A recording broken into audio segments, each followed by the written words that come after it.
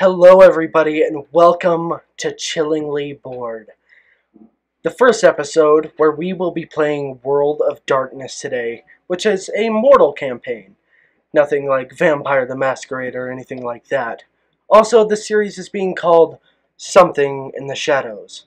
This is the first chapter, and hopefully we do some different RPGs in the future. Such as Shadowrun. The big one that might be coming up is Torchbearer, so be looking out for that. But this is our first episode. And here we are, quite bored, and ready to start our own chilling adventures that are ahead of us. But, again, before that, I have a few things to say. First, a graphic content warning, just so you don't get too far into this. This is dark. This game contains disturbing ideas and very graphic content and scenes of explicit violence and gore and things such of that nature. Personal trauma, depression, family death, and things along that nature. If you are not comfortable with that, go take a break every once in a while. You don't have to watch this whole thing. I mean, this is dark stuff, and if you like dark stuff, that's good, because that's what we want to introduce. But, again, this is your one warning. We will be saying it every episode, but just be careful. This is dark content. Now, let's introduce the people that you see before you. The people that are before you, I will introduce everybody else and then myself. Natharius, go ahead. Who are you? What do you do? Well, my name... Sorry, my mic cut off. Oh, don't worry about it, bro. My name is Anthony, and I don't really do anything interesting. If we're talking about real life, I don't understand. I forgot already. Okay, don't even worry about it. Simple summary of your character. Who are you playing today? I am playing Natharius, a hitman's bounty hunter.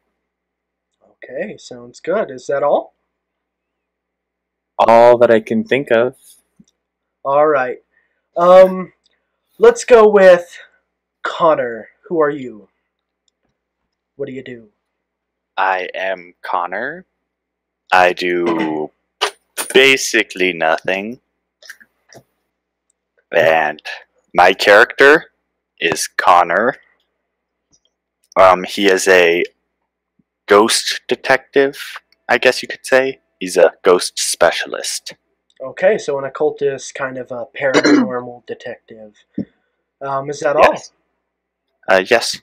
Okay, and our newest guest. She kind of made her character last minute.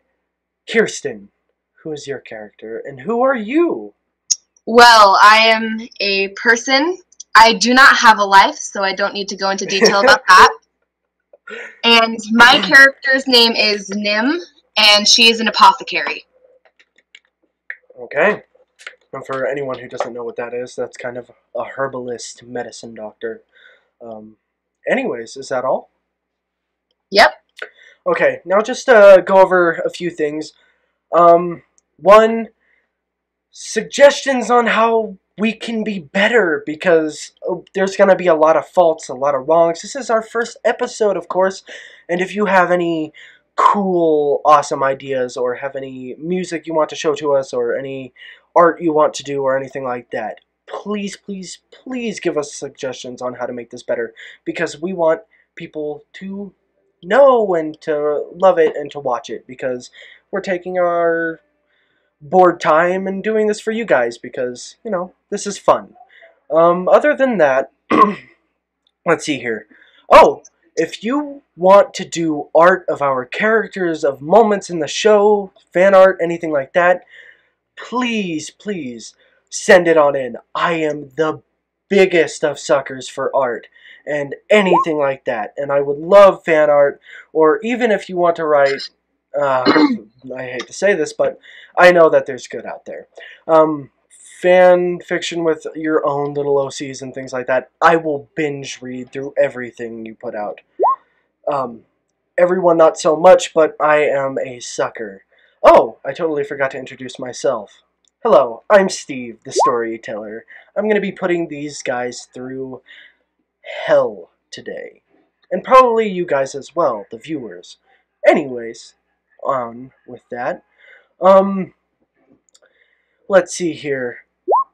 We're always accepting help from the community, and if you want to support or support us, share, tell people about it, because this is just a starting channel, and we're obviously friends and family and such.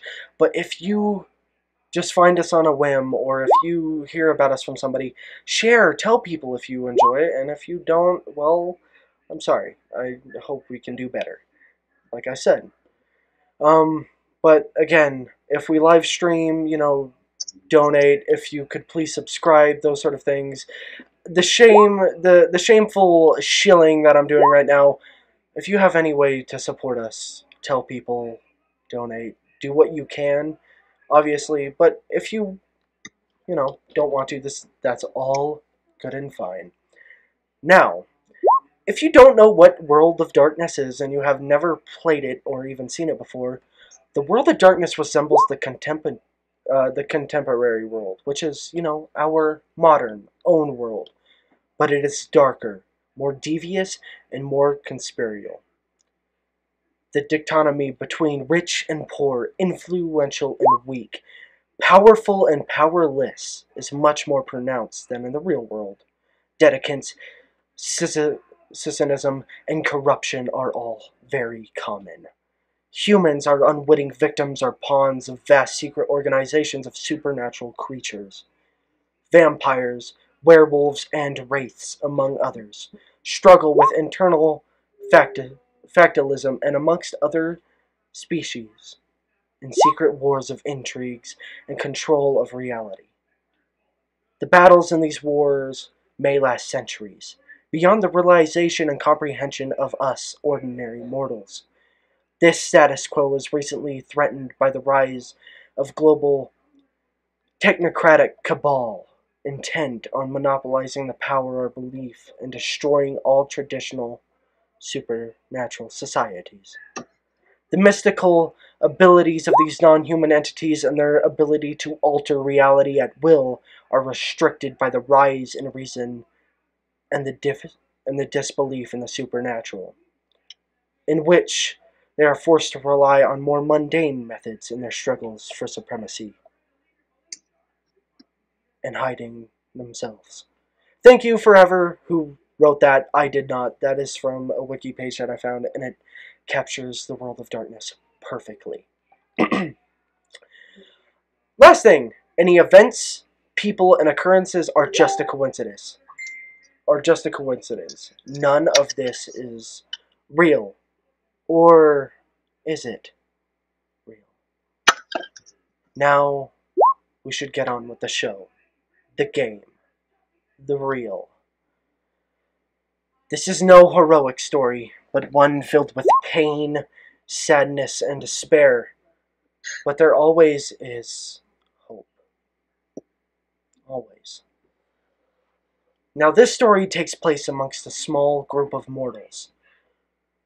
And so, welcome to the outskirts of Kiev, Ukraine, everybody.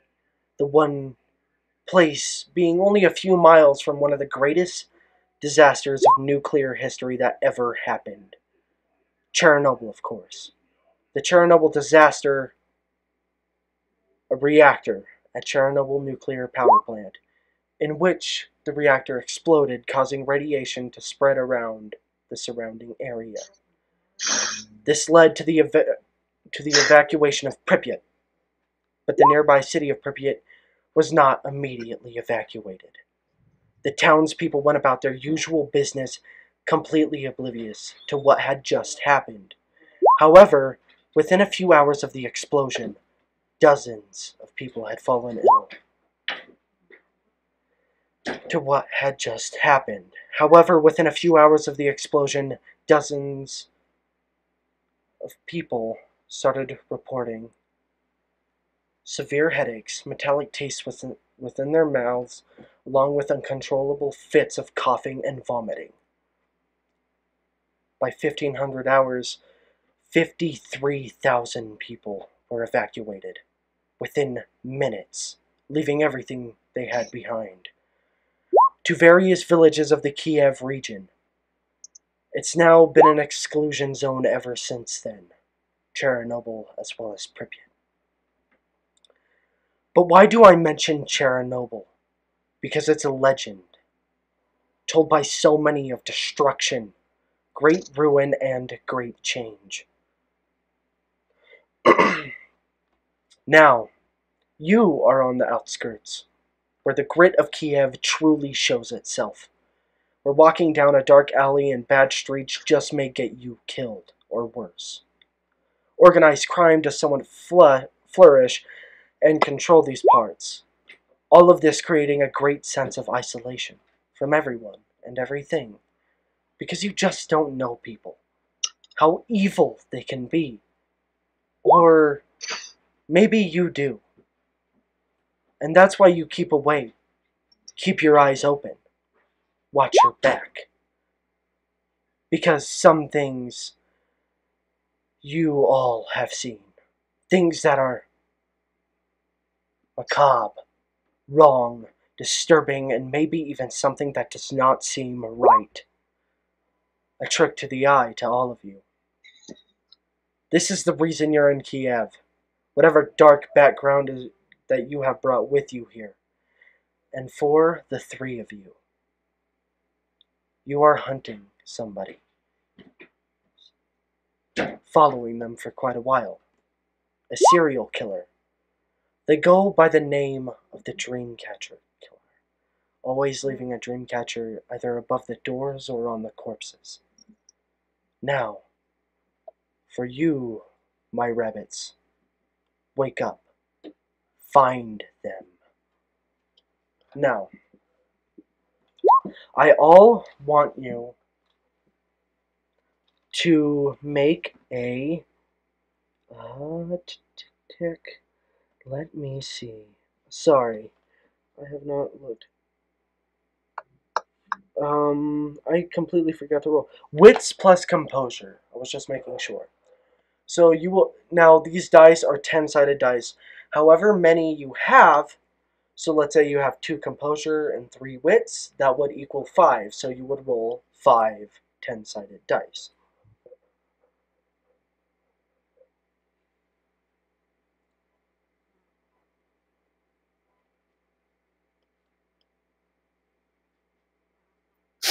Okay. I didn't quite catch that. What are we supposed to roll together? Wits plus composure, please. I did it. Okay. So, I'm just waiting on everybody because this is a certain roll. Okay, sorry. Somebody just came in and they just Kirsten, just how many wits plus composure do you have, just so I know? 5. So you have 5. So you would roll 5 10-sided dice. There, I rolled for her. No. Okay. Does she know where the roll thing is? Whoa, Okay. wait. Yeah, I know where the roll thing is. I don't know why my chat's going off because I haven't pressed anything. Okay. Oh, okay. So I thought you didn't, so I'm like, I'll just do it. everybody, this is our first, second time recording this. Okay, The there you first go. time never happened. The first time never happened. Okay, so Adam, is that Connor? Is that your roll, by the way? No, mine's up here. I got a 6, 2, 10, 1, and 8. Okay. So 27 in total. Okay, so this system is based on 9s and 10s as successes. The more successes you get, the more probable you are into doing your certain action. In this case, this is people waking up. So let's see. 1, 1, and none. So Connor, Nefarious, you both wake up. Now, Kirsten, your character is still asleep. Nim, but you will see this all in just 1 minute. You wake up, eyes fluttering open, to a room that seems familiar yet distant. It's grungy, decrepit, wallpaper peeling off the walls from age, glass scattered amongst the floor. But the one thing you do realize, the rusted chain around your ankle as you pull to wake up. Chink, chink seems to be attached to the wall. It's rusty, but what do you do? First of all. Oh, and I forgot to say, to your left, Nefarious is a man. And to Connor's right is Nefarious' character. Now, Nefarious, since you rolled first, Connor, describe your character. What does he look like to Nefarious? Thick like lumberjack beard, Okay. ginger hair, stocky, wide shoulders, tall, well built, I guess, Okay. and What's his clothes? What does his face look like? Just so I know. he's wearing a kilt and a trench coat A very with flashy one. studdings and hooks on it. Alright. And your hair, what does that look like? And what color It's eyes do white. you have? So, spiky Silver. hair and silver steel eyes. This is the person you see to your left, Nefarious. Also a woman on the ground, but we'll get to that in a second. Now, Nefarious, describe your character to Connor. What does he look like? I'd say he's about 5'8" in height. Kind of short for his age, Okay. I'm assuming. 34 years of age. He's decked out in all black trench coat, black pants, shoes. Wearing a tri-corner hat, I believe is what it was called. Yep. Or I guess that's on the floor now that since he he's got a scar. He's clean shaven. Doesn't have any facial hair. Kind of got longer hair though. Not too long, but about midway to his shoulders. Okay. Has a scar on the right side of his face running from about his chin up to his right eye. Okay. Awesome. Around there. And your color of eyes, what would they be? His eyes are like a darker blue. Okay. Awesome. And is that all? He's got a couple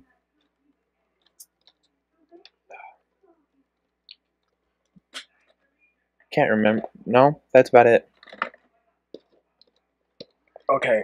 Now, the chain or the twine around your neck, do they see the object on it, or is that tucked beneath your shirt? If you know what I'm talking about. That is definitely tucked beneath my shirt. Okay, so they don't see that. You He's two, part of a cult. They can see the twine because it's kind of sticking up a little bit, but the object itself is beneath the shirt. okay. Well, you two meet. You two see each other. How do you react? Go ahead. I just casually observe, try and get a reading of his character. Sup, bud? Have a nice nap? I'm just gonna stay quiet and start observing my surroundings. Okay. Now, around you, you don't see much. You see a desk, neatly made oriental designs among the sides, such as flowers and vines, um, and a cabinet. A light above you flickers in a almost rhythmic pattern. It flickers on and makes a buzzing noise. Zzz, zzz, and then it turns off. And it continues doing this. You can feel sharp protrusions underneath you, only small, nothing large, or at least there are a few pieces here and there of large glass, but it's everywhere, scattered amongst the floor. The more you look, you can see trickles of blood splattered here and there amongst the grungy carpet that probably has about an inch of dust on it. But that's about all. Okay, I will try picking the lock on my chain. Okay. Let's go with. Let me just look real quick, and let's go to your character sheet and see what might work for this. Let's go. Wits plus. mm, Wits plus resolve plus one, which is like one more dice. So you don't have to put the plus one; just one more dice will work. So what is that in total? 5. Okay, so you would roll 5 dice. I already rolled Okay. 2 successes. Okay, 2 successes. Chink. Or at least click, click, and it falls off. Your hands are a little bit shaky from the situation, and you're in a grungy room. You don't remember this at all, but you keep your composure, take a deep breath, and listen to the rhythmic clinks of your lockpick. And the hard metal rusted chain unfurls and clinks to the ground.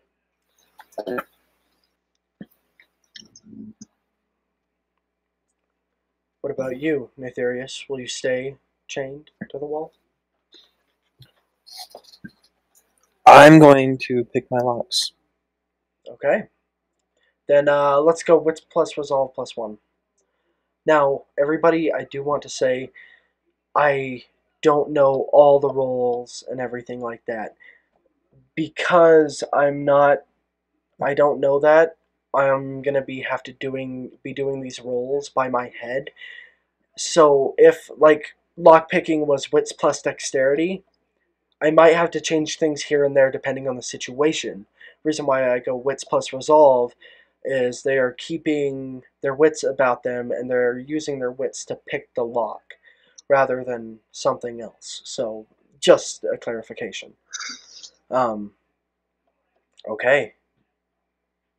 With a good amount of time, Natharius, of sitting there listening, your heart's pounding more than usual because of the strange situation you're in, but eventually, clink, it falls off. It's almost like classical music to you. Beat by beat, rhythm by rhythm, and it finally falls off to the ground. What do you guys do? I stand up. So, does my antisocial friend here have a name? I'm gonna be checking my pockets of my trench coat looking to see if I have all my stuff as I answer. Okay. Yeah, my name's Natharius. What would yours be, my chipper friend? My name's Connor. You know this girl next to you? I do not. The only woman I've ever known is dead now. And I can see why you don't talk much. Kirsten, your character rises. Nim. Her eyes flutter open and wake up to the same dismantled, grungy apartment room as By the rest way, of I'm crouching down and my face is like in front of hers. Okay. Inspection. Alright. Nim wakes up to Connor leaning over her, staring her possibly in the face. Yes. Okay.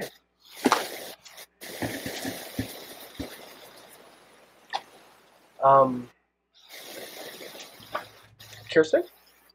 Oh, sorry. Nim jumps back, startled by the large, grungy beard in her face.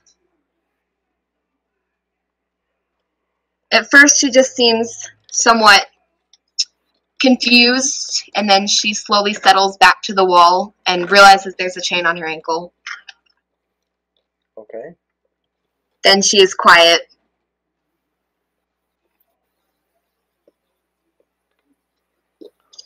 What would your name happen to be? Do you really need to know? Now, It would be helpful. one thing. There are two men standing before you, a chain around your ankle. It seems a bit suspicious.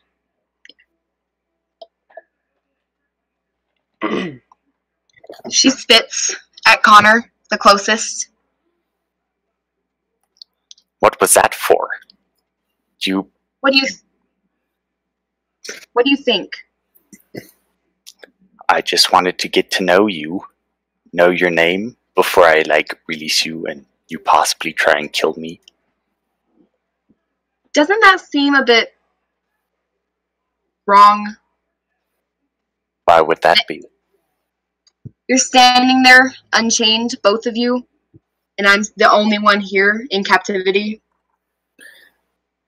I'm gonna chuckle darkly as I say, well, looks like she thinks that we're the ones that captured her. She doesn't even notice the other two chains on the wall. You see, we're here in the same predicament, and we don't know where we are, or at least I don't. And I want to know if anyone knows where we are, so I can get out of here. How do I trust two middle-aged men? You could both be making up a story. I'm gonna walk over to the cabinet, ignoring what she's saying. Okay. Oh, by the way, in your pockets, I forgot that you mentioned that. The only thing that you find, I'm just gonna look at your character sheet and see what you have, just so I know, so I don't miss anything. You have your lockpick, and that's about it, and your clothes, but you have nothing else. Only your lockpicks. I kind of hope I have my clothes on. If I was the only one naked in the room, I'd Well, I meant your armor. Sorry. Okay. So, do you want me to describe myself real fast? Yes. What do they see? Who is Nim? What does she look like?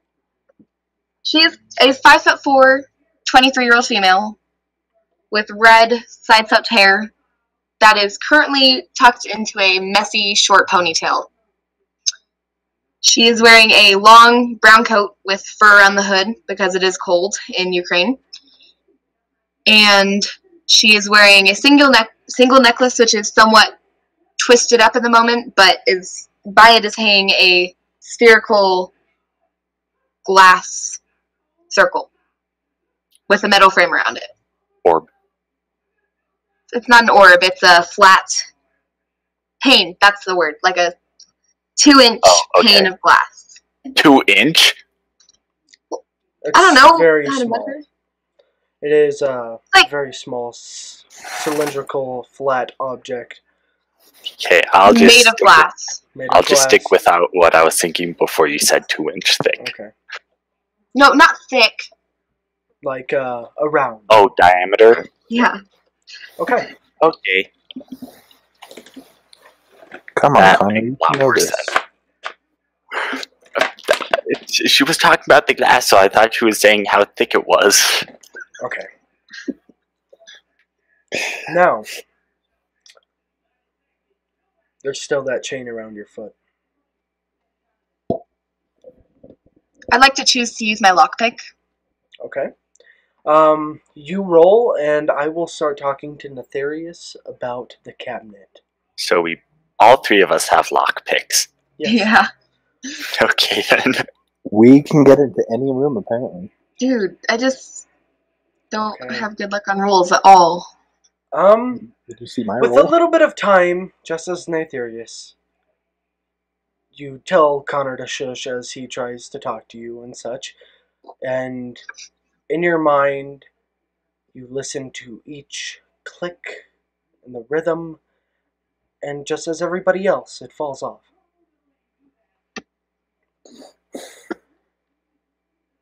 She's more trusting now that the men haven't come forward while she was trying to pick the lock. Okay. Now, Netherius, you walk up to the cabinet, correct?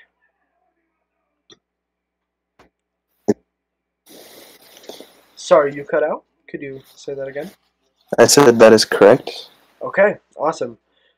So, you walk up to the cabinet.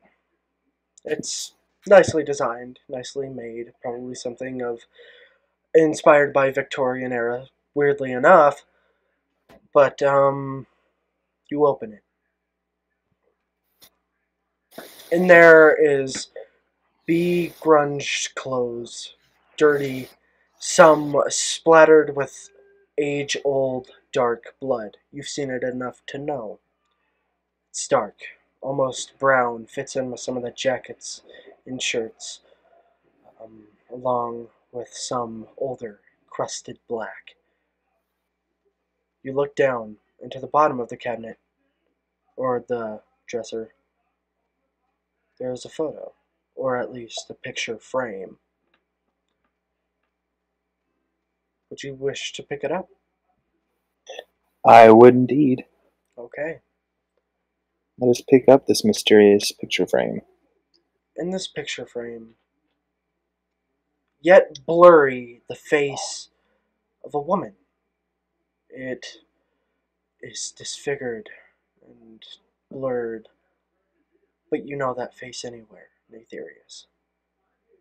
You know that face shape, you know those locks. You know exactly who this is.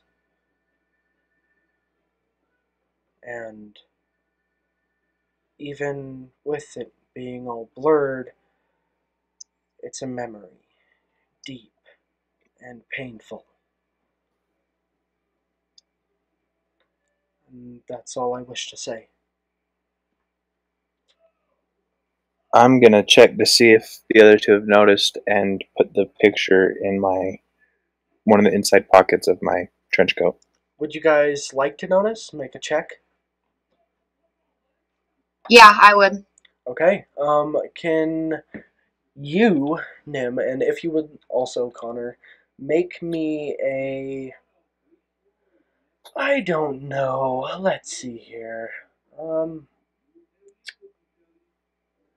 Let's go with... I forgot. Let's go with wits plus...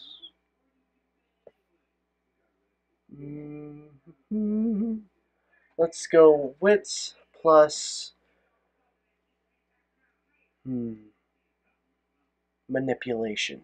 Ooh. Wow. This is not necessarily manipulating other people, but using your knowledge of manipulation to see it. Netherius, could you make a wits plus composure? Composure? Yep. Okay. Let's see. Fantastic. By the They see you put a picture frame in your pocket. What have you found there? It's a blurry picture, but I could tell you what the face was even if it was as clear as day. Would you mind showing us? I would mind, yes, but if you must, gonna walk back towards them and pull a picture back out to show them.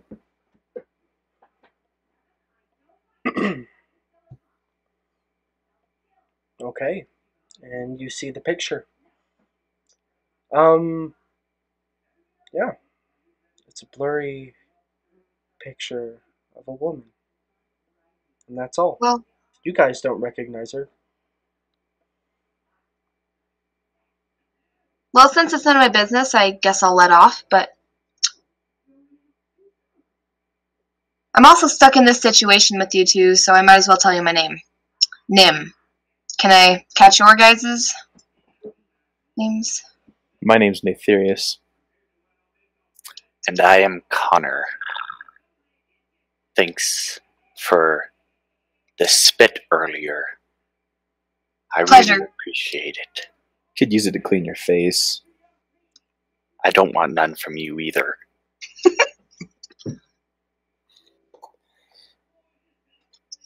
At this point, the three of you start to feel, well, let's say you already felt like this. It's just with the commotion and trying to get your head straight, you haven't really felt it till now. You feel sick. You feel groggy and almost ill. You feel nauseated. Almost like you want to throw up, but only a little bit. You have a headache. It's there, but it's a subtle throb. Almost like if you had just a little bit of water poured in your head and it's crashing against your skull. You feel the need to want to cough, but you can keep it in quite easily. And then there's that pit in your stomach. You're scared, but you aren't scared of anything. But no, you are. There's a pit in your stomach. An instinct to itch your skin because you want to get out of the situation as fast as you can. But everyone deals with fear in a different way. Deals with stress in a different way. And for you, you might deal with this as you please, feeling a little bit sick, or more or less sick, along with the feeling of fear pushing against you, or at least sprouting from inside you, that is. Okay, everybody. So you said there was a table in the room as well. Yes. Does it have any drawers on it, or is it just a table? It is just a table, like a desk of sorts. Small, but Okay, well, I go and look at everything on top of it and inspect. you don't see anything at first, and then as you blink, your headache sprouts. It hurts even worse, and as you lift your eyes open, there's a music box. That wasn't there before. Or, wait. No, it could have been there before. I was feeling sick. You were feeling sick, so it could have been there.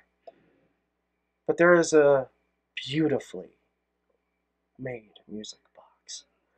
All of you see it at this point, and the only one who quite notices what this is Natherius. And maybe, just maybe, Nim might know what this is. Just being Hey, a music box. Natherius, does this ring a bell like that picture did? Or am I just crazy?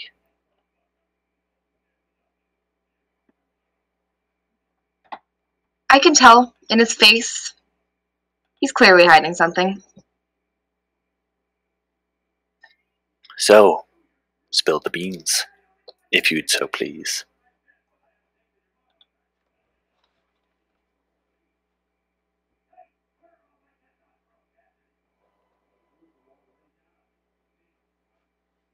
Natherius? Apparently. I was talking this whole time.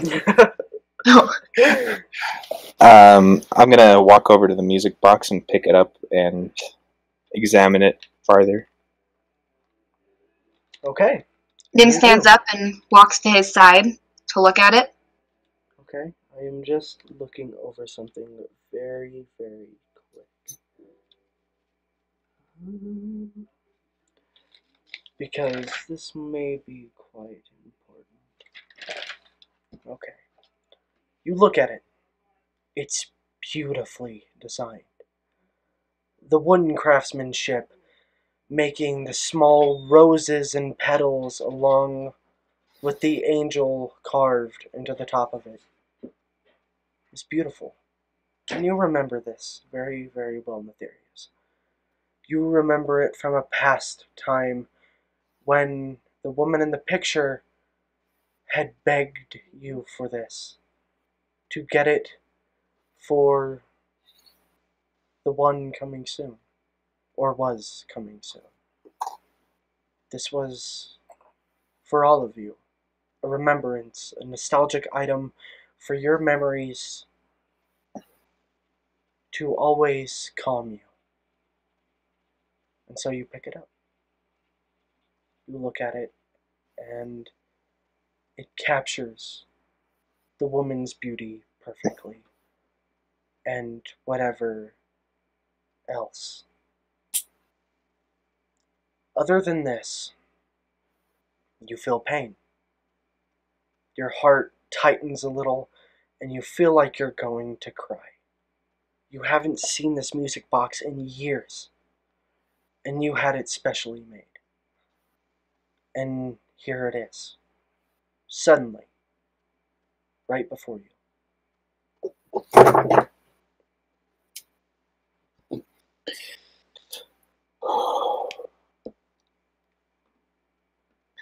Wonder if this will still play that song. I mean, it seems like it functions. Might as well try. I'm going to wind it up and open it to play it. Okay. And so you do. You wind it up and you open it. Now, there is not that beautiful fairy sitting in the middle anymore, doing her dance on one toe. No, no, no, no, no. This is something far more distorted in a way.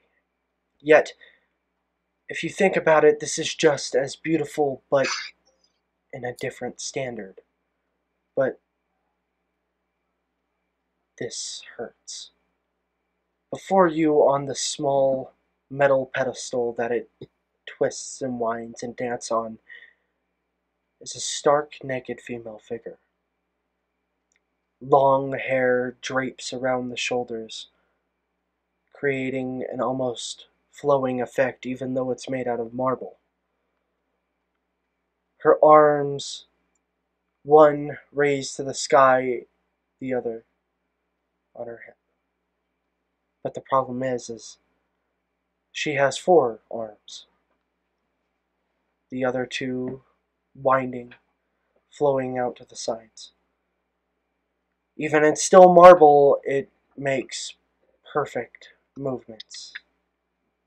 Perfect beauty in dancing. But it's fingernails.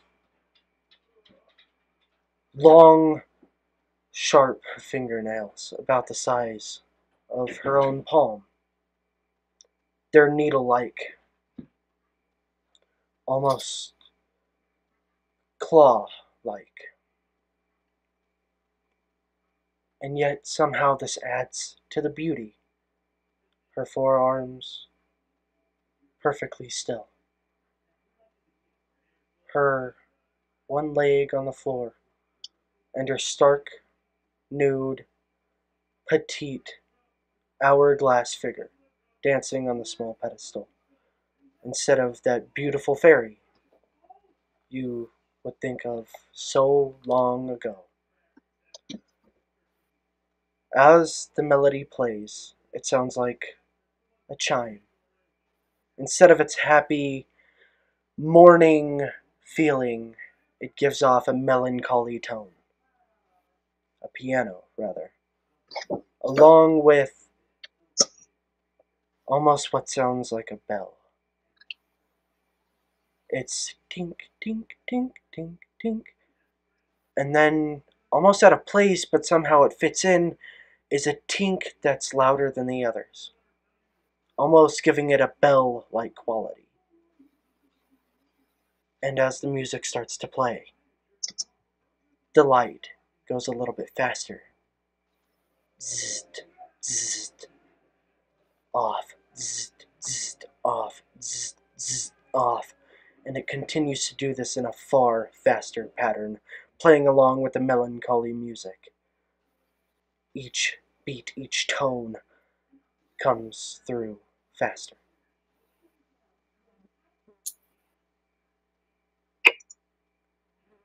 And you don't know why you didn't notice it before, but something was on the wall. Scratched. It looks almost painful. And there it says,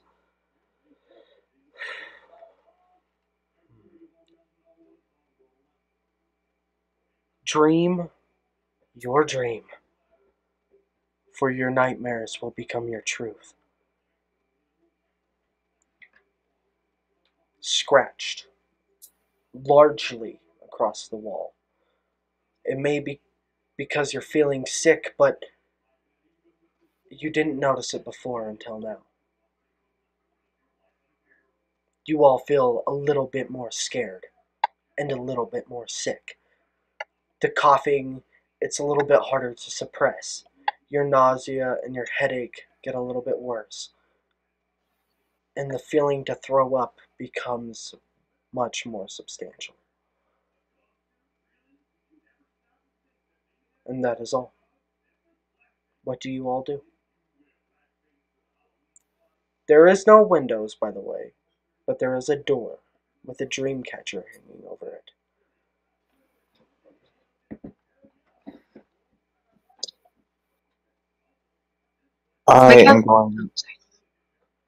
I'm going to set down the music box, still reminiscing about memories that could have been, and I'm going to go over to the door and see if I can lockpick it. Okay, and you do so. Nim, how about you? My character will just begin to examine the room in general, pick up the music box, look at it again, Okay. go and examine the dream catcher. Okay. Connor, how about you? Is there anything specific you would like to do? I'm just gonna go lean back in the corner and just get a wide view of the room so I can tell if anything changes, because I have a feeling that things have been changing around me. Okay. And so you do. Netherius, was that your role? I didn't make a roll. Oh, Did you okay. want to Yes, to pick lock the wits door. and composure? Yes. Let's go wits with composure.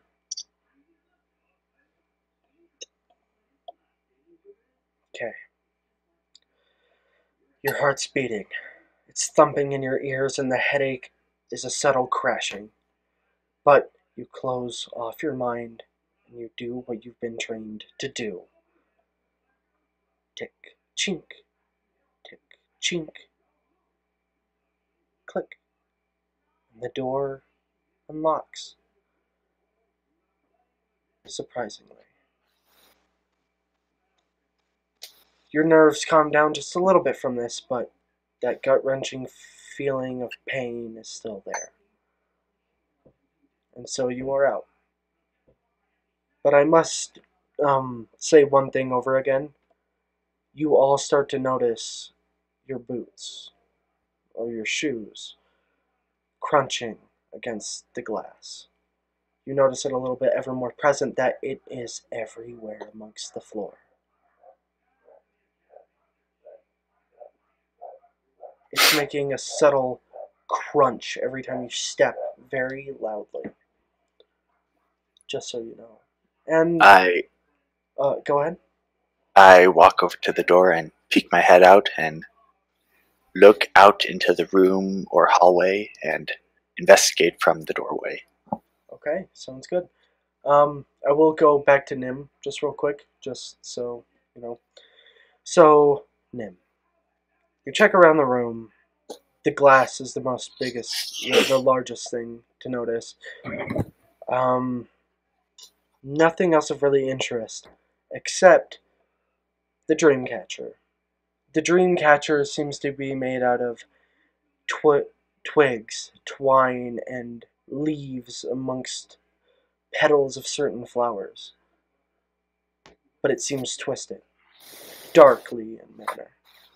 And for that, you don't really notice much, but you do notice it is from the one you've been hunting. The Dreamcatcher killer, of course. And one last thing. I almost forgot about it. It's so small. A spider's web. Leading and kind of almost encapturing that Dreamcatcher. Almost like a bit of twine, or a thin piece of twine, it goes out the door. It's very small and it's very hard to notice, but it goes out the door, leading out into the hallway, in which, Connor, what you see to your right is a good amount of 4 doors, because this is an apartment complex. There's around 4 doors, 2 to the left and 2 to the right. The window is quite large at the very end of the hallway.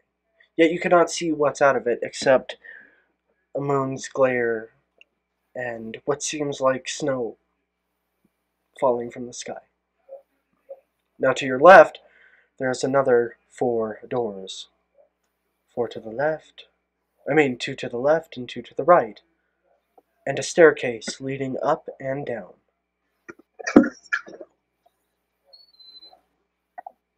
Okay, guys, I believe this is an apartment complex.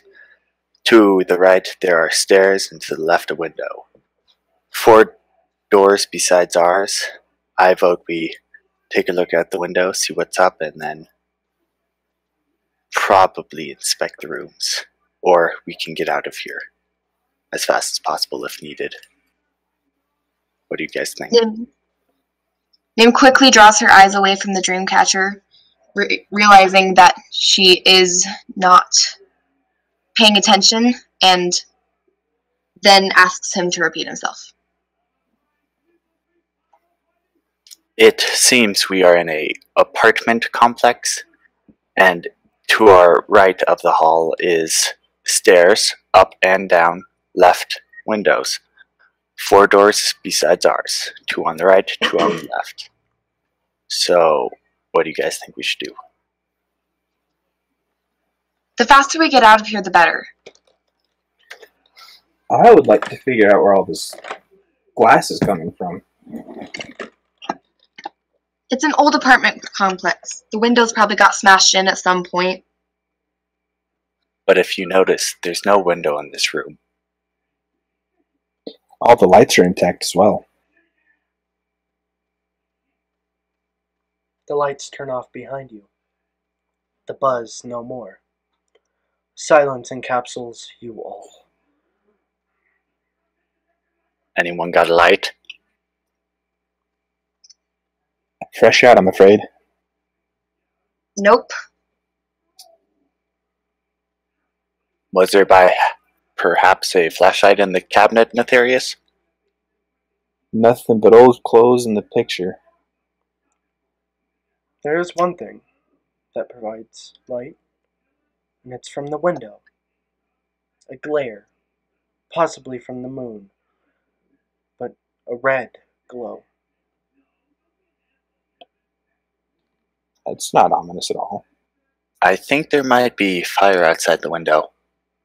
You guys want to go look? Sure. Follow your lead. I go down the hallway, watching both directions and keeping my eyes on the door to avoid jump attacks. Crunch. Crunch. Crunch. Crunch. You all walk towards the window. And there, it's wide enough for the three of you to all see, is a lone tree standing. And there it stands. All leaves fallen. And the moon. It must be blood moon tonight. You must have forgotten. And there it leaves a red cast amongst the white, what seems like snow, and the tree. It is twisted, gnarled, and it's, if it wasn't illuminesced by red and not glowing from the moon, it would have a dark gray bark. Only you can lightly notice this. But the snow. Have any of you done... You know what? I'll just say that you do know this because it's quite easy to see now that you are looking out the window. It's not snow. It's ash that is falling from the sky. I was just going to ask that. The ground is covered with gray, white, and bits of charcoal black. The surrounding wood is black. The trees that seem to surround your apartment building, except that lone tree in the field, are covered in an overshadow of black.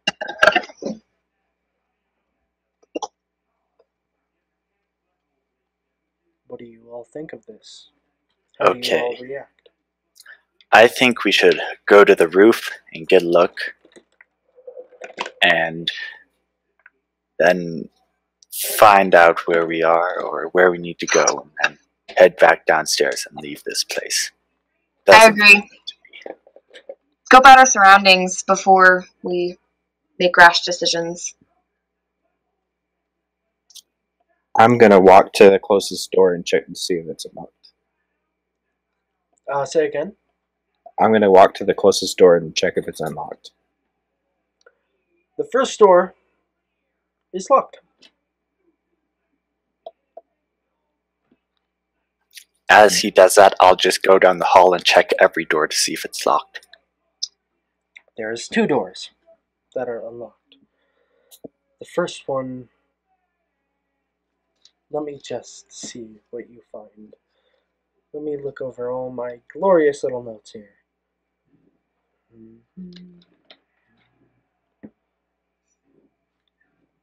Let's go with this one.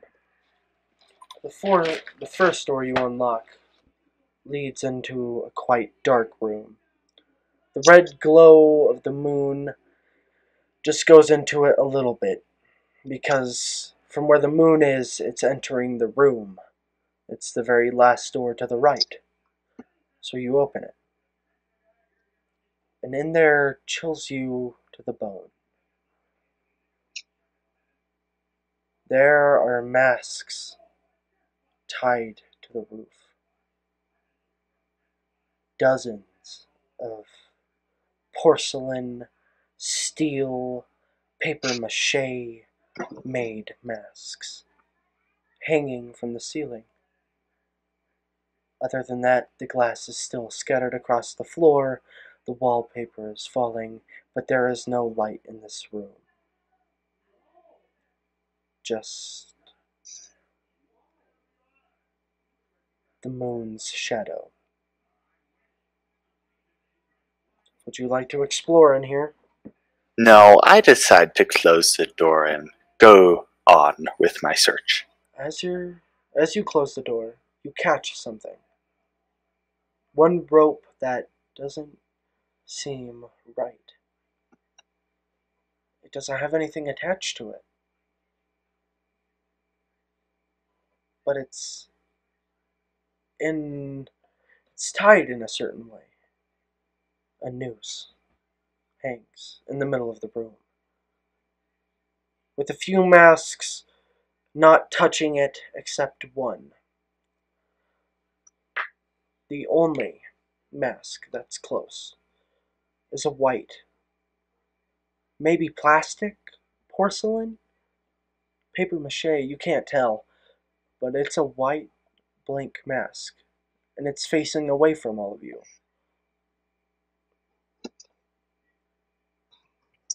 So, the rope that's hanging from the ceiling, it looks like it used to be connected to a mask. No, it's just a noose. Okay. With a Yeah, mask so connected? I continue. There is a mask very close to it, touching it. It seems Okay. to resemble some sort of symbolism, yet you can't see the mask itself. You can see the inside of the mask and see that it's more or less a white, blank mask. That you cannot tell what it looks like from if it were to be worn on somebody's face. So, am I the only one who sees this since I'm searching the room, or are they behind me? Yes, you are currently the only one who sees this. So, guys, behind that door is a room full of masks and creepiness. If anyone is planning on killing us, I think they have a mask.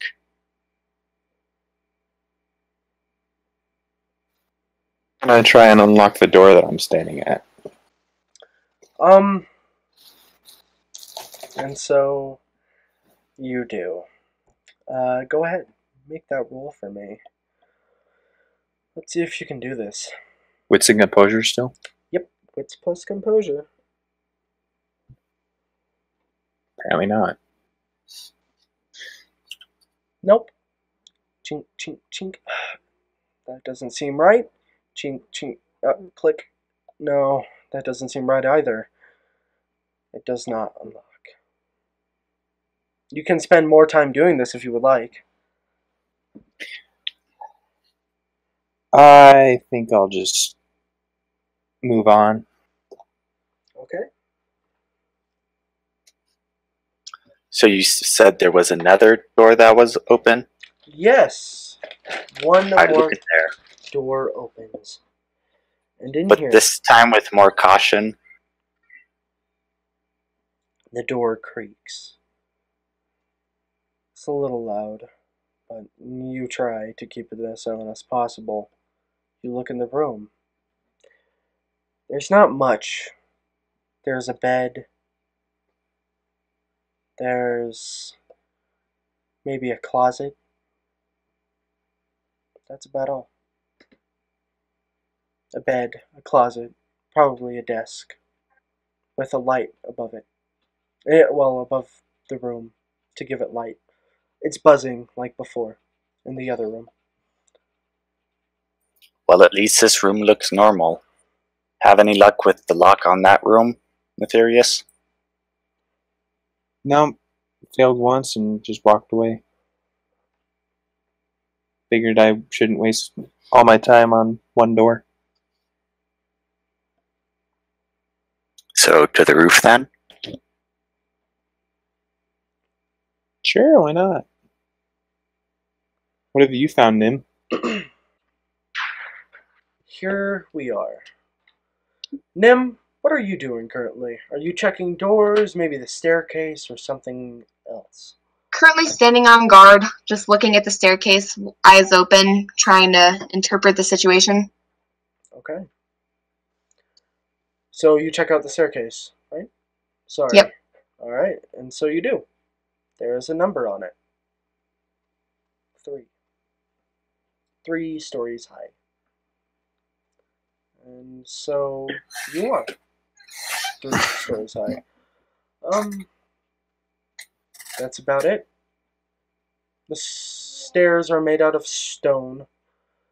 Has a wooden railing. That's about all.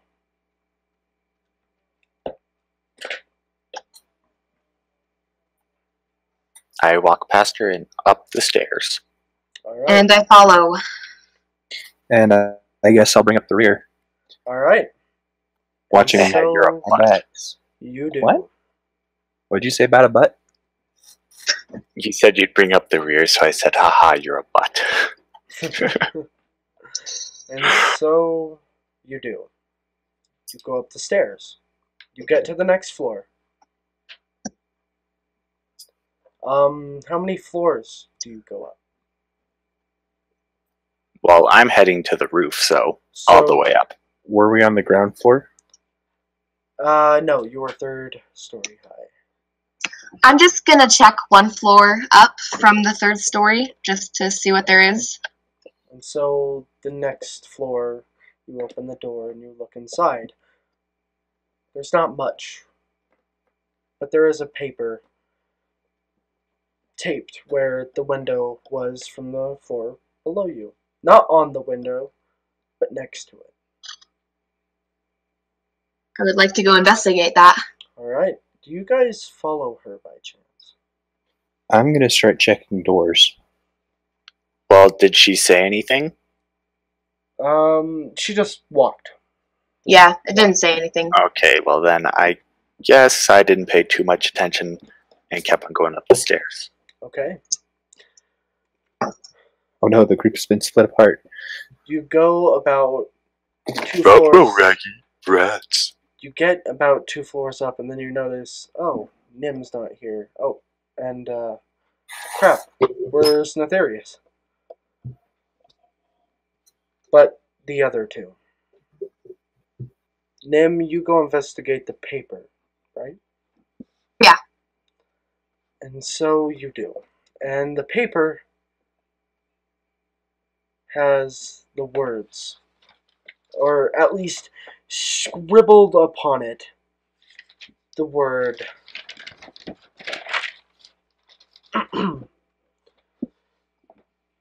we've all been tortured, all outcast, tears, sweat, and blood, all very literal.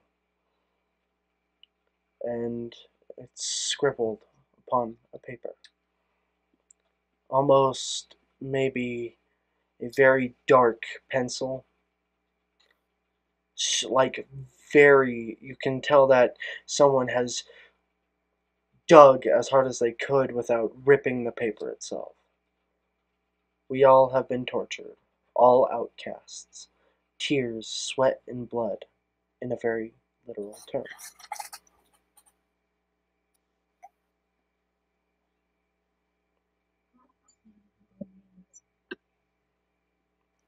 And that's all.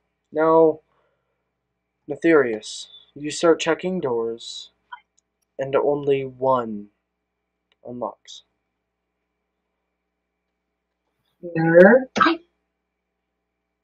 Okay.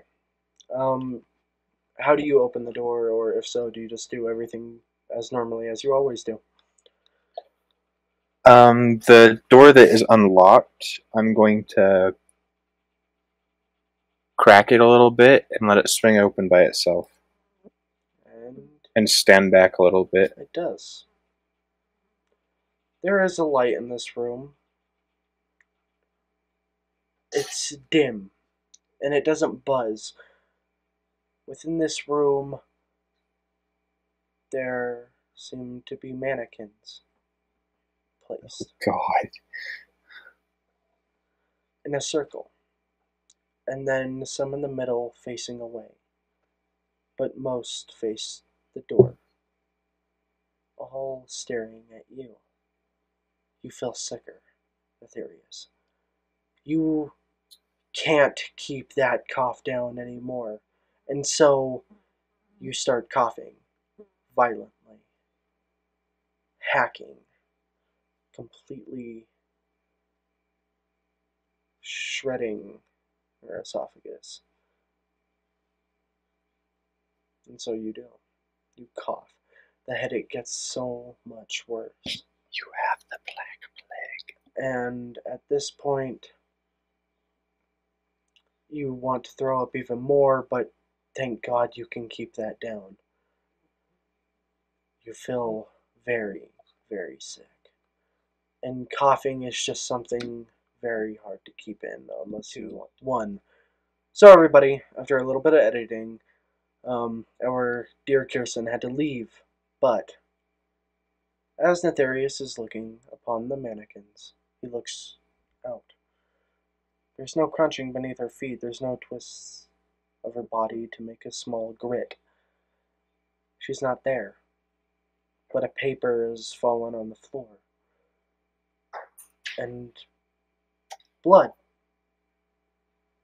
A patch of blood is beneath it. It's a mannequin wearing a mask. I knew it. Is it fresh blood or is it Yes. It is already? crimson blood. It is very fresh. Have you ever Man noticed? killing people off in the first episode. Have you ever noticed? He's not dead. I know. Sorry, continue. Okay. No worries. Have you ever noticed how shocking blood can be? How your brain reacts instinctively to almost run away from it or go do something about it. Maybe a bloody nose or something of that nature. And you kind of have this instinctive primitive feeling that blood shouldn't be out of your body. It's almost a shocking feeling. Yet, Netherius, how many times you've seen blood? It always still feels primitive. There's a small piece of your soul that still feels that primal instinct to flee or fight or do what it can just because of its own color, that it's blood. And so that's what you see.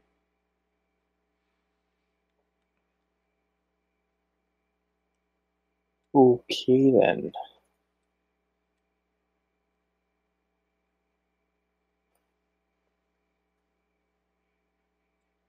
Now, one small detail, just by the way, it's not on the glass, it's on the carpet, and it's seeping up from the glass.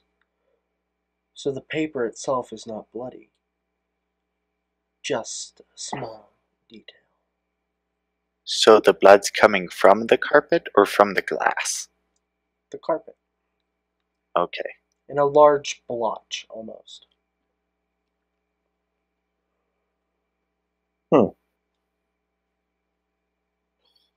Yeah. Nim's not there anymore. She has vanished. That she has. What do you do? I am going to check my surroundings Okay. and make sure I am actually alone and that I'm not with some. No, you're alone. There's no one here. The only thing you can hear is if you turn and your boots grit against the glass. But that's all. Connor's not there either. You're alone. Now, Connor, it's about 2 floors up. How long do you keep walking until you realize that this is not right? How long would you wish to walk up the staircase?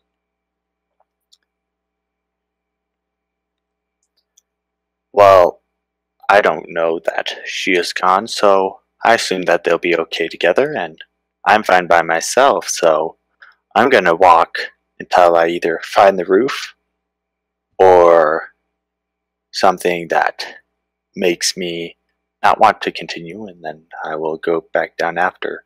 Okay. And so you do. You walk for around 5 minutes of multiple staircases. Each one you keep walking. Look at the number 5. Look at the number 10. It is at about what you think is the 15th number that suddenly you look at the number at your staircase and it seems to say that you're at the 1000th staircase. Now, if you didn't hear me, you walked what you thought was 15, and when you looked at the staircase number, it says 1,000, with some other numbers, maybe 1,076. Let's go with that. I rush over to the window and break it out. And so you go into the hallway yes, of the. You go into the hallway. I rush over to the window and I break it out. And you do. I look behind me, supposing no one's there. Okay. I continue and I stick my head out and look both up and down to see where I am. It seems to be that you're on the 3rd floor. So I'm 3 stories up. Can I see the roof? No, you can't. Kind of lurching your head up, you can see an end to the apartment. So yes, you. How far is it? Seems to be about 4 stories up, or maybe no. Let's go with 3 stories. That seems about right. 3 stories up. So if I'm on the 4th story, Yep. from what it seems, Now. then that means Netherius is below me. No. I said you're on the. It looks to be that you are either on the 3rd floor, or maybe something like 3rd or the 4th. Netherius was on the 4th floor. Oh, so he would either be on my floor or above me. Yep. Okay, well, going up got me nowhere, so I go back to the stairs and go down 2 flights. And you do. But I do check the hallways to see if I see him as I go down. He's not there. You check. Empty Okay. hallway with the moon. Empty hallway with the moon. Okay, well then I'll go over to the window again and bust it out. And so you do. I check again. And it seems to be that you are at the same height. So, from what it seems, he would be above me. Yeah. It would be around. Would I be able to make it to his window from the outside? No. Yeah, I don't think so. No. That's a death wish. Okay. So I turn around and I yell Netherius. Okay. So you do. Netherius, within like the 10 minutes, what are you doing? I have gone. And there you stand. I backed away from the mannequin door, went to the next door over, and tried to pick the lock. Okay. Make me a lockpicking test. Which is wits plus composure. If I'm correct.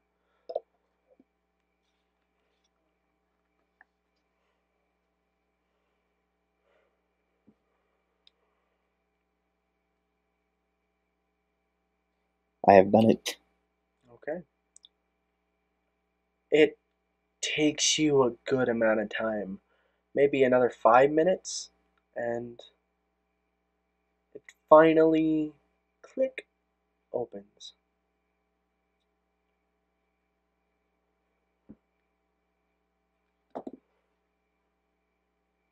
What is it I find within my room? In your room, you see an ordinary room, such as before, but this time a little bit more sinister. Papers are pasted everywhere, scribblings like the one of the blood splotch on the floor. They're everywhere, taped one over the other, and upon the desk there are unlabeled pills. Along with that, a pair of scissors next to it, and a bottle of alcohol. Huh. Okay. I'm going to go to the next door and try and pick that lock to see if it's the same. Okay. And so you do. Wits plus composure, friend. Oh-ho-ho! Wow. That is a fantastic roll. So, oh my gosh. everybody, for the podcast, since you can't see this, he got 4 out of 5 successes. Now the real fun starts, everybody. Now the real That fun door starts. is open. Almost as if there's music playing in your head. Almost like the music box. Each tink is a click of a pin from within the door's lock, and you unlock it with expertise. In this room, you find... Let's see. I'm just trying to see if I can make this a little bit better. I'm just trying to find my weapons, man.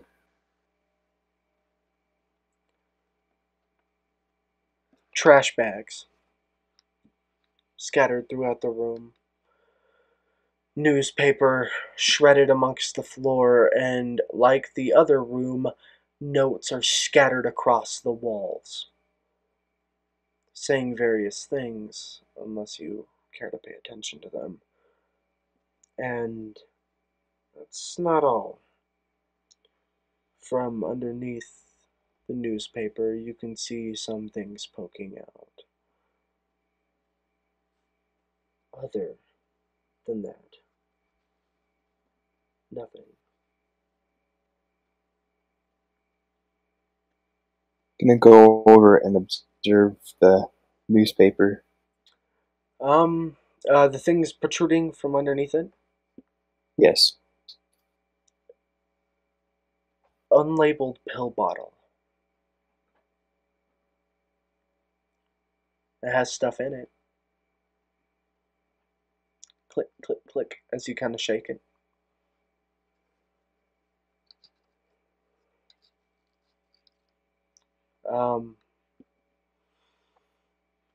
Let's see if there's anything.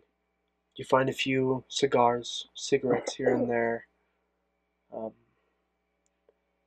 Of course, glass, because it's on every floor. If I forgot to mention that. There's always glass. And tribbles of blood. Now, I'm just seeing if I'm forgetting anything, of course. Oh, of course, how could I forget cassette tapes? Recording tapes are scattered here and there. And then there's the body bags, of course, or the trash bags, and the notes, just in case you care.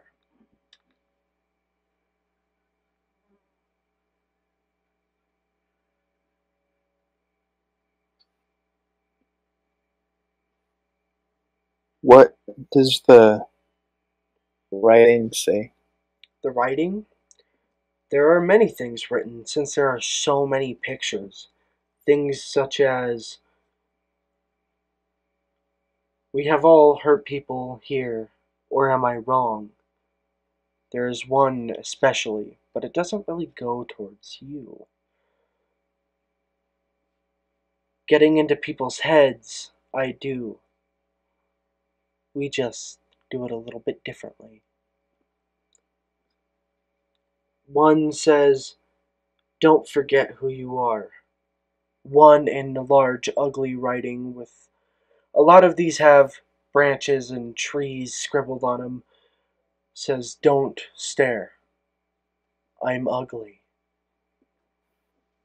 One says, "As Lucifer fell from heaven, some lights burn out just into embers." Staring at these notes, you become dizzy. More and more dizzy. Your coughing becomes uncontrollable, and you feel the need to vomit. Do you fight it back, or do you puke freely?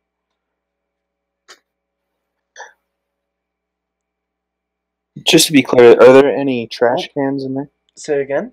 My headphones Are cut there- out. Just to be clear, are there any trash cans or anything in there? No. Just the newspaper and the trash bags. With Okay. what looked to be I'm gonna try to get to the one of the corners to Okay. empty my stomach. So you do. It's the most violent vomiting you have ever felt, and it feels like after your stomach is clear, you throw out more, and you feel a little bit better, clenching your eyes shut, taking in deep breaths, knees on the ground, clutching the wall, or palm against it, holding yourself. Your eyes open, you feel more nauseous. Your stomach feels a little bit more clear, and you look down to the ground. Everything swirling around you. It's black. Black as night. Pitch black. Jet black. Whatever you want to call it. The liquid you just puked up is not anything from your stomach. Maybe it is. But it's all over the wall. Splattered black. It dribbles from your mouth.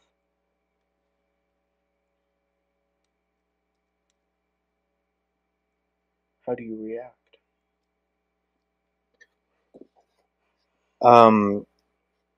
Does it? Oh crap. Alright. Say again?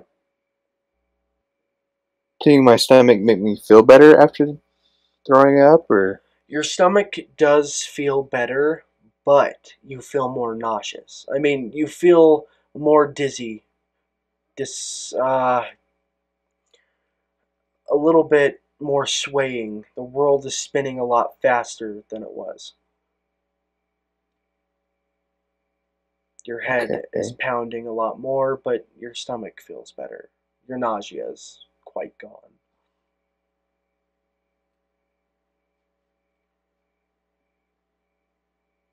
What do you do?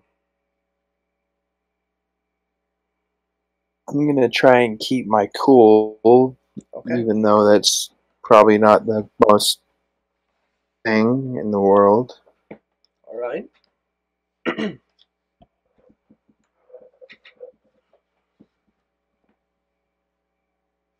So just keep your cool. Did you want to explore the room a little bit more? What was it that was sticking behind the newspaper again? Just news. The only other things that are there are the trash bags, the bodies. I just couldn't remember because I thought you said there was something sticking out Yeah, from no. behind the It was newspaper. Yeah, it was the pill bottle and the cassette tapes. Which Pill did you take bottle. them? Yeah, it was the nameless pills. Like they don't have a label. And you didn't I look did inside either.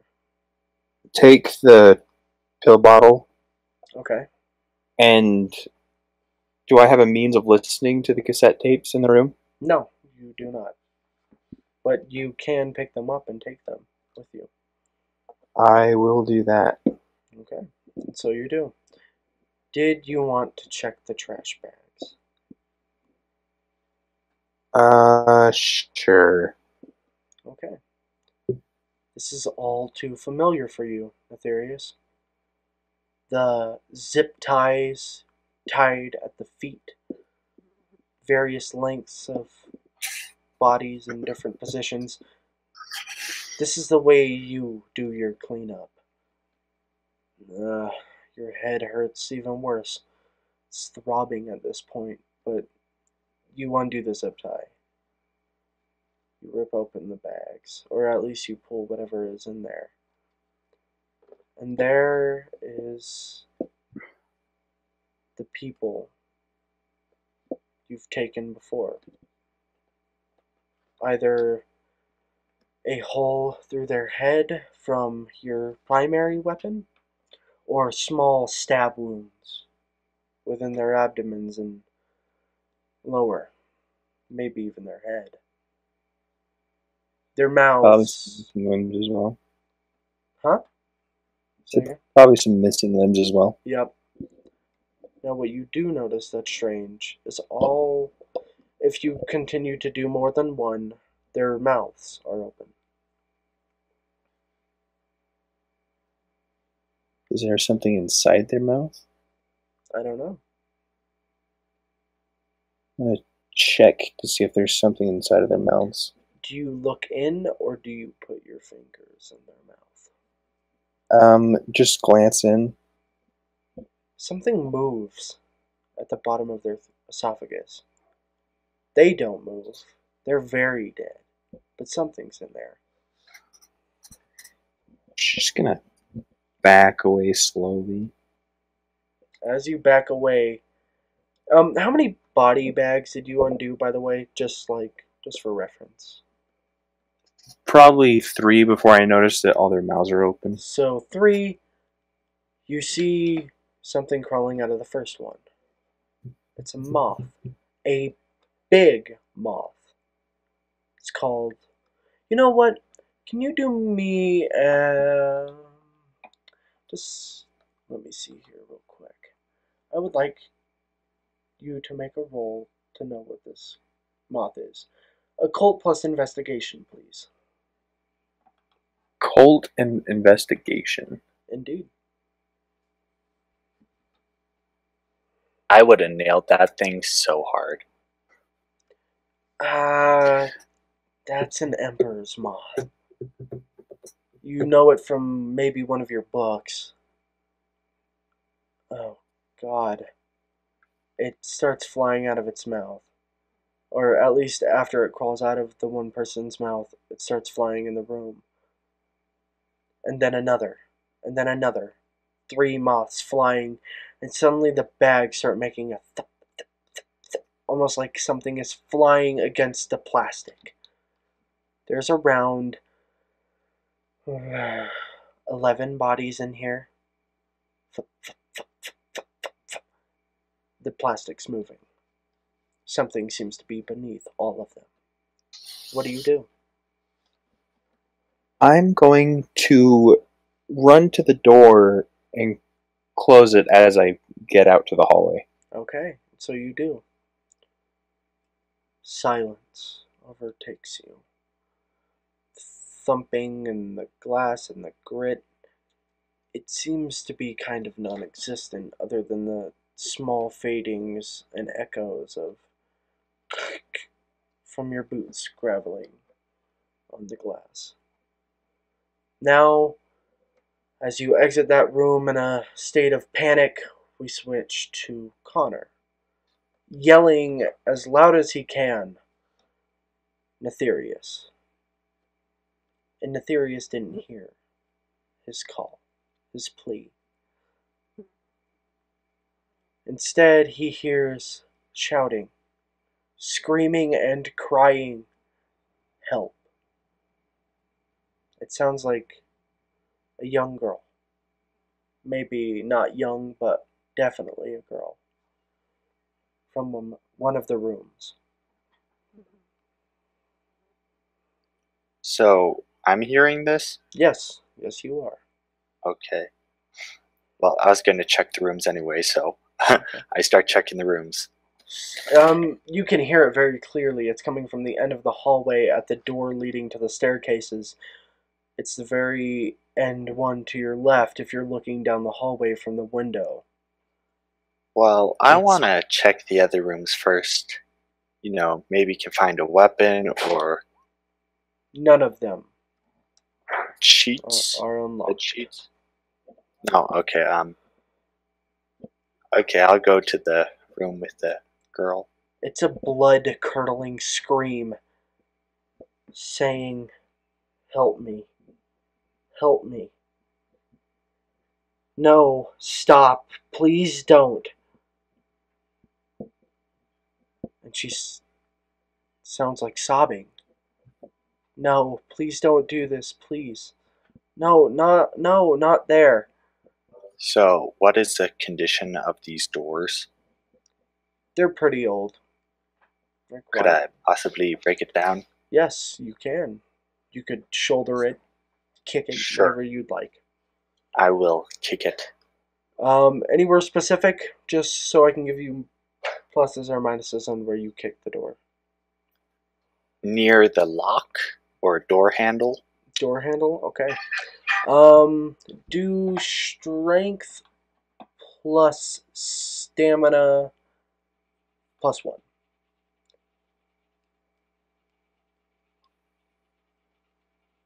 Okay. Bam! You kick the door. Doesn't work. Bam! You kick again. This time, the lock, or at least where the handle is, where it was locked, it shatters inward and makes a large crash. There's no one in here. The only things you see is blood. And on the bed, blood has soaked into this bed. Quite a bit, actually. The only thing you see seems to be metal, along with... what is that? Do you walk in? No. Hello? Anyone there? Ma'am? Anyone at all? There's no closets, nothing. Only the bed, with blood and whatever object seems to be on it. So No, no one responds? No. No, you can make a roll to see what it is from your distance. Yes. Okay. And so you do. Make me an investigation plus... I wish I had a perception skill. It would help so much.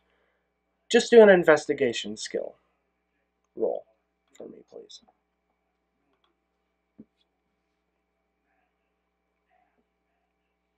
Seems like broken glasses. One of the lenses are missing. Seems to be like snapped in half almost. One of the earpieces is there, and then another piece of the glasses with the lens still intact. But the one lens is gone, along with its metal-edged rim.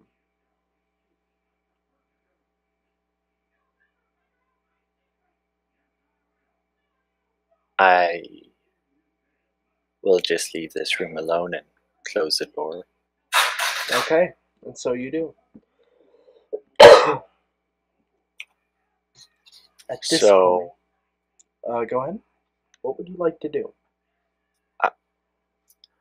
I guess since I went up what I felt like was 15 flights of stairs, I will go down what I feel like is 13 flights of stairs. And you do.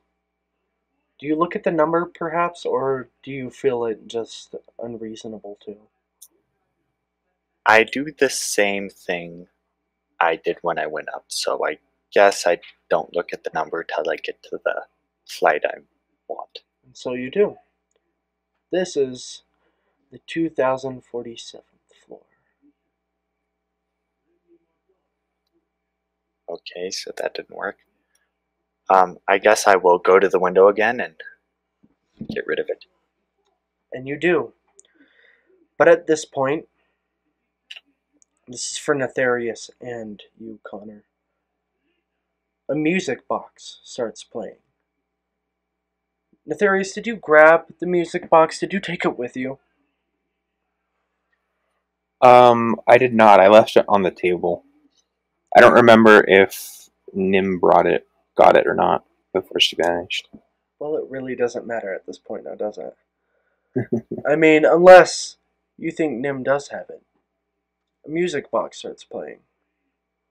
But this time it is very much melancholy. And it definitely sounds like a bell.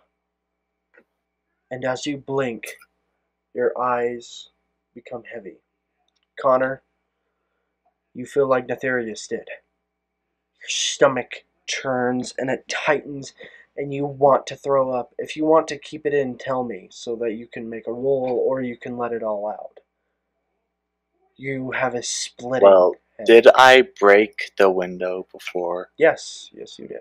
Okay, then I'll just go out the window. Blech. Violent vomiting.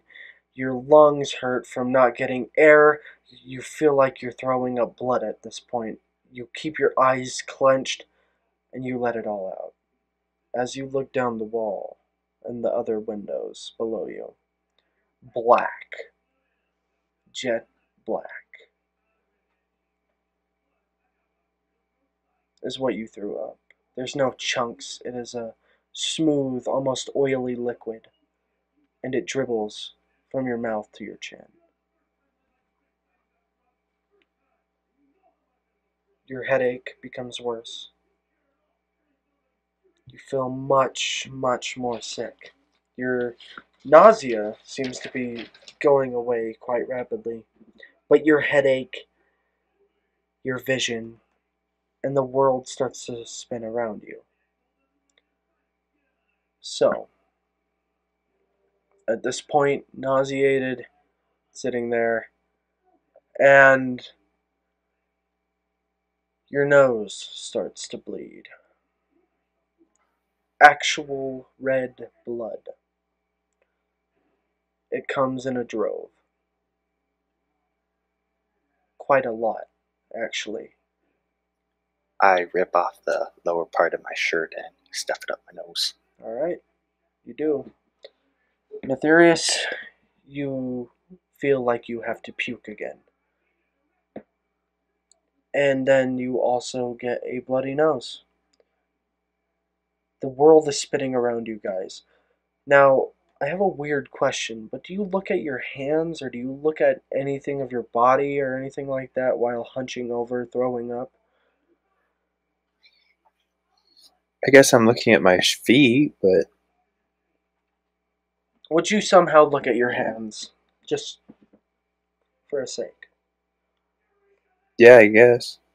Nefarious, as you look at your hands swaying forward and backward, feeling sick, it's almost like your fingernails grow and then distort back.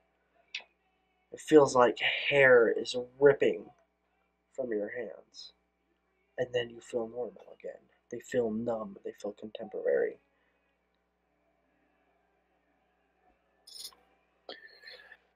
Oh boy. That wasn't weird at all. At this point, you hear singing amongst the the music box. You can't hear the words. You think you might have heard hide and seek, ready or not, in a small girl's voice. Young, light, fluttery, with a hint of steel and macabre content. Fear almost paralyzes your body.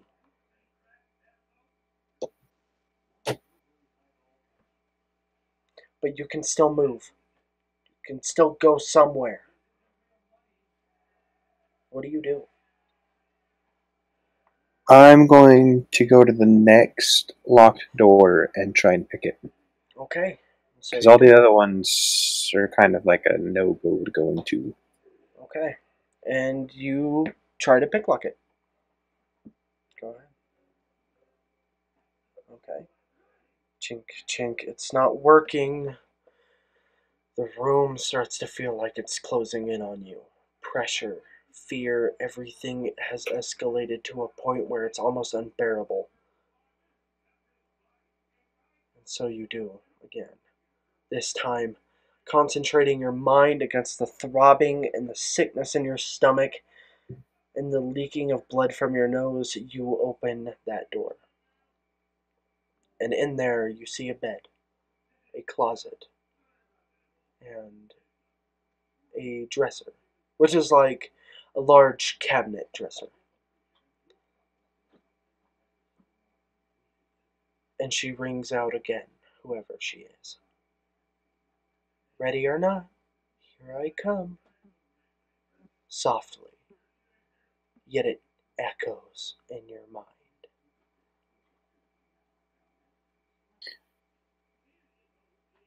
Is the dresser far enough away from the wall to get behind? Yes, you can definitely get behind it or inside it, either or. I'm gonna check inside of it first. There's some clothes hanging up, but that's about all. Okay. I will climb inside of it and close the door behind me, but leave it cracked a little bit so I can see out. And so you do. To Connor. Connor, you hear her sing along with the melancholy chime, hide and seek, and counting down. 10, 9. I rush to the bedroom where the girl was, or Okay. I could hear her screams. I Okay. rip off the bed sheet and I get something heavy, like a whole bunch of glass or something, Okay. and I go to the window and try throwing it to the window up above me. Interesting. Make a. Oh, that's interesting. Make a strength plus stamina roll. -1 because that's fairly difficult. Okay. Well, crud. It cracks the window, but your stone does not go through it fully. Or whatever heavy I'm object you guessing put in the there. girl hasn't finished counting down yet, so I try again. 6, 5, and you try again. 4, 3. Crash. It finally seems to have caught on. I give it a tug to make sure it's on. Seems so. I try climbing it. Make me a strength plus stamina roll.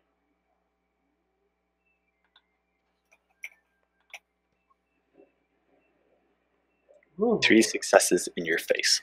And you climb up. Do you go through the window, or are you content of hanging just there out of the window? I want to peek. Peek? Yeah. Oh, and make sure there's nothing hanging below me Nope. so they can't There's see it. nothing really hanging below you. Hold on, sorry. Okay.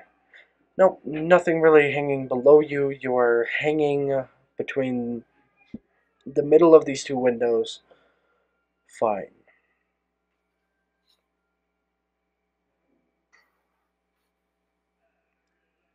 You peek through the window. There doesn't seem to be anything there. It's all clear. 3, 2, 1. Ready or not, here I come. You see a white figure playfully run down the steps. Flashes in your head, Connor. Your dog. How she was shredded up on that night.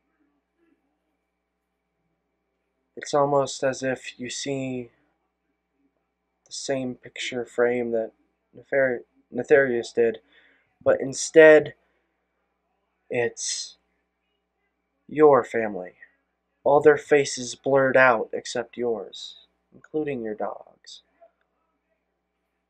You remember that night very, very well. And the white figure who was walking away when everything happened. She seems to be running down the steps in a playful manner. You don't catch the full figure or how she looks, but she seems to be running up the steps, and she doesn't stop.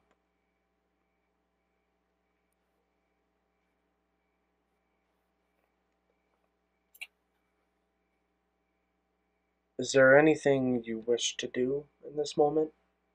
I'm going to wait until all traces or sounds of her are gone, and then wait a bit after that. You can definitely still hear her singing, it's just, it seems far away. I'm going to wait a bit longer. Now, as you wait a little bit longer, you do notice one thing. You look down and you notice a number at the very bottom.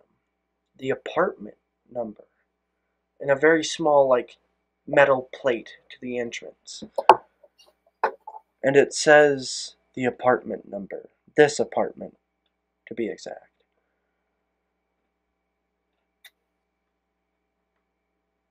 Let me guess, 666. No, it's just an ordinary apartment number.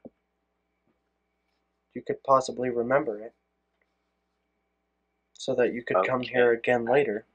Try thinking of anything that could connect to it and any other things in the surrounding area. You don't think of anything that connects to it. The most you can think of is, if I survive this, at least I know where to come back to with backup. Or with my weapons. That's the most you can think of right now. Probably want explosives. Now, is there anything you do, like after she's gone, do you climb through the window or anything like that?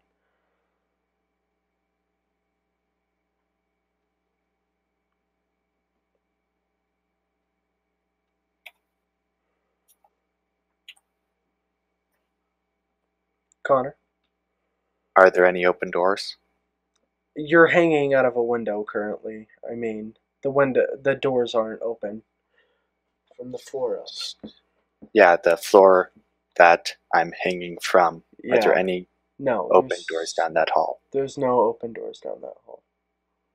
So is the floor number one up above what I was on last time? You can't see the door. I mean the staircase number from here. Okay, I guess I climb up and start searching rooms. Now, as you get up to the point of the staircase, or as you get through the window and you look around, are you crouched? Are you standing? What are you doing? Trying to be as unnoticeable as possible, so I guess crouched and sneaky. Crunch, crunch, crunch upon the glass. Only about 2 steps away from the window, and you take a deep breath. Just to get your bearings. You feel sick. You still feel very fearful and sick. It's pressuring on you, and you start to feel something dripping from the ceiling. You're not that far away from the window, and you feel something dripping on your forehead. Then your lower back, on your shoulders. What do, Connor? I back up a bit and look up, but I'm in a position where I can take off and run very easily and quickly. It's a large blood splotch on the ceiling.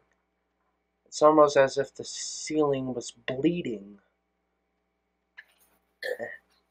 Then, out of nowhere, a hand strikes out, grabbing your face. You can feel the claws, the long fingernails, drape across the back of your head. You can feel the soft, porcelain-like skin cover your face and your eyes. I grab the hand, try ripping it from my face with both hands. Make a strength roll.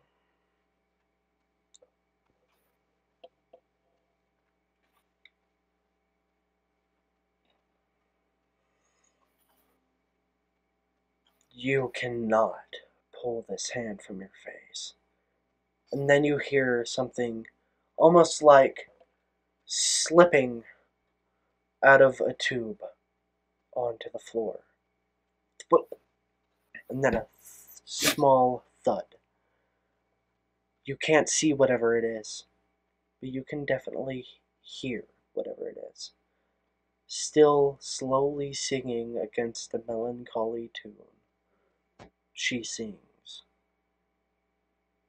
And then she goes, "Found you." Her claws tug into the back of your head, through your hat. Only one hand, and yet she is so strong. You can't pull her off. You feel her walk behind you, hand instead pulling, wrapping around your mouth and eyes and face. She spreads her fingers just a little bit apart so you can see.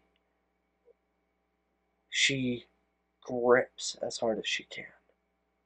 You can feel 3 other arms wrap around you in a caress, almost like a hug. Then you feel her almost as if she was backing up to the window. It feels like as if her legs, if they were pulled up by a force, or as if she were walking on the back of the window and lifting herself up with her lower body, almost like if she could walk on the ceiling and her legs were on the ceiling, but her torso and everything else bent down, still hugging you, if that makes some sort of sense. She does this. You can't see how she somehow walked or bent in that manner. And then you feel pain. Deep, ripping pain into your face as she claws deeply into your abdomen, underneath your ribs, your face, and she flicks her body, almost as if she flicked it as fast as she could straightened, and flings you out the window. Can I try grabbing for the rope that I have there? You know what? Sure. Yes, you can.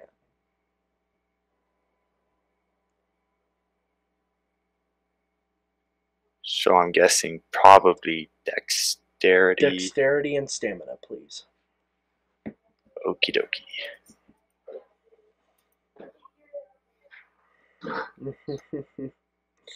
You barely grip it. You're sliding. You see, or at least you catch somewhat, a petite hourglass figure.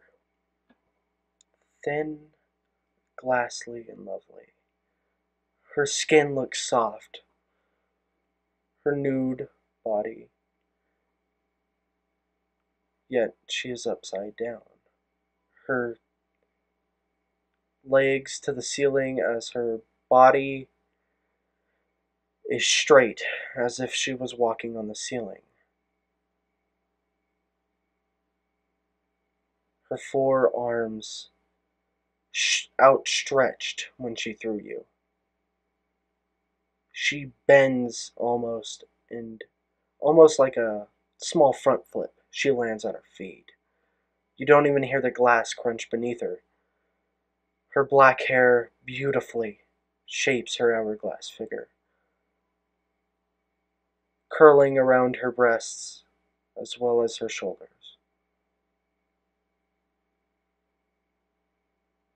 She looks at you as you're falling. You can't see her eyes, but you can see her black, silky, luscious hair in front of her face. She seems to be staring at you. She grabs the window sill, grabs the rope, picks it up, and drops it out. and you Can fall. I try throwing it into a different window to at least slow the fall? No. You're No. falling. Okay. Hopefully there's Nefarious. enough ash on the floor to save me. Nefarious. Yes. At the point where she says ready or not, you throw open the cabinet doors and you go in.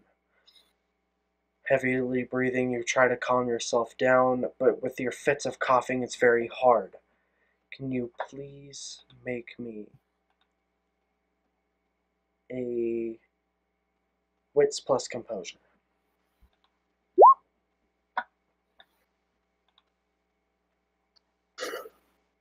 Oh my god. It has been done. You keep it in. And you listen. Silence now. There's no more singing. The only thing you can hear is the tinking of the box. It should have stopped by now, but it hasn't. It's far away, it's distant. But then you hear the doorknobs rattling. 2 doors down. 3 doors down. And then it's almost as it loops back around and starts working on the other doors. As it gets to the one right across from you, the doorknob rattles and you can hear it. And then suddenly your doorknob. It opens. There is no rattling since it was not locked. No, I should have locked the door. And you hear it walk in. It's almost as if it wanted to make itself known, making thumps against the glass. And here you stay silent. And it walks out of the room. You let out a breath, a sigh of relief as it gets far away and you don't hear it anymore. But as you take a breath, suddenly it grows warmer. It's claustrophobic. It hurts your head. And then you feel a caress. God, it's in the cabinet with From me. behind you. You're You screwed. feel Goodbye, cruel world. you feel a warm liquid on your back. Your whole back, including your shoulders. From Showers in the outstretching. cabinet. Not as only is it caressing me, it's apparently peeing down my back too. An arm goes around your face.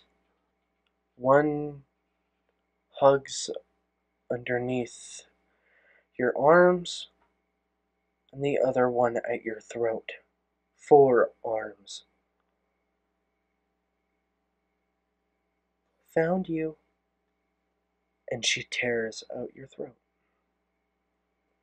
As you fall out of the cabinet, bleeding to the ground, you see porcelain soft skin, legs, a stark naked hourglass figure. And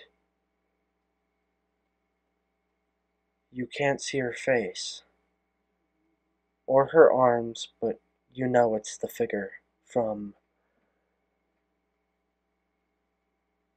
the music box. As you bleed out, you slowly close your eyes.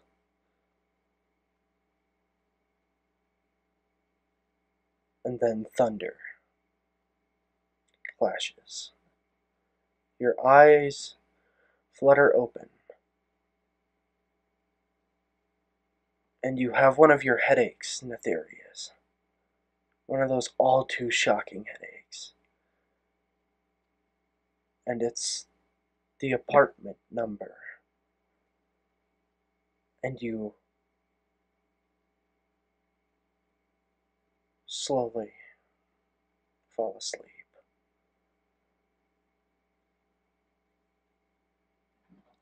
Alright, everybody. That is the end of episode 1. Oh boy, I thought I was dead. Oh, that would have been funny if I'm just like, I'm the last one alive. Kirsten's gone, Anthony's gone. Pretty sure you would have died. Oh no, you're dead. Like, how do I explain this? Well, I'm still alive in the moment, okay? In the moment as you're falling. Now, Connor's no this more. will all be figured out in the next episode. I know people are like, the Cliffhanger fuck, is- you just like killed everybody, but trust me, it was for a reason.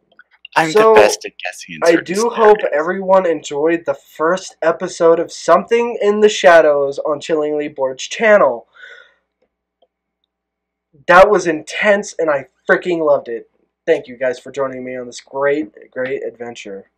Have a nice day. And Oh, yeah.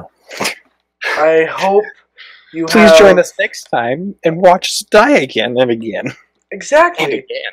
Please watch these guys die next time as I put them through more torturous hells. If you got through the 2 hours and whatever minutes what I didn't have to edit out, holy crap, you're a good person. Thank you. I love you to death. If I don't know who you are, I still love you to death. I'm so proud of you, and thank you. You're the greatest person. Anyways, this is the first episode of Something in the Shadows. Thank you for Nefarious and Connor for joining me. You guys did fantastic. You guys gel together so well. I have never had a group like this ever. And if Kirsten was here, she did fantastic as well. Now, I can't wait to see all the conspiracy theories and ties together on what the masks were and who the girl screaming was and the creepy mannequins. and the creepy mannequins and the trash bags. But I could take a wild guess at who the screaming person was, but I'd probably be really wrong. we should just shh. It's okay. Now, again, thank you for joining us. This has been a very, very long time, and this was so good. Yesterday, no, the day before, we had tried to do this with Connor and Nefarious, and we had an hour in, and it deleted itself. We And played for about an hour and a half, was it? And Yeah, we only and got about then the first 15 seconds recorded before it stopped. And that was actually my fault, because I almost did it today, and I noticed it. Whatever I did, I'll say it later. We'll probably be making bloopers out of the edited scenes and all that, but again, thank you for joining us on this chilling adventure. And welcome. Catch you next time. I'll catch you guys all next time. With And, your forearms. yep, we'll catch you all with the forearms of the lovely lady. Four forearms or just the forearms? All of it, you know. Technically, she does have 4 forearms. Oh god, okay. Anyways, everybody, thank you for joining us on the first episode to the Chillingly Bored channel. We're all bored, and we want to tell some chilling adventures, or maybe some happy adventures in the future. Thank you for joining us. You're all fantastic. I'll catch you with the forearms next time. And cut.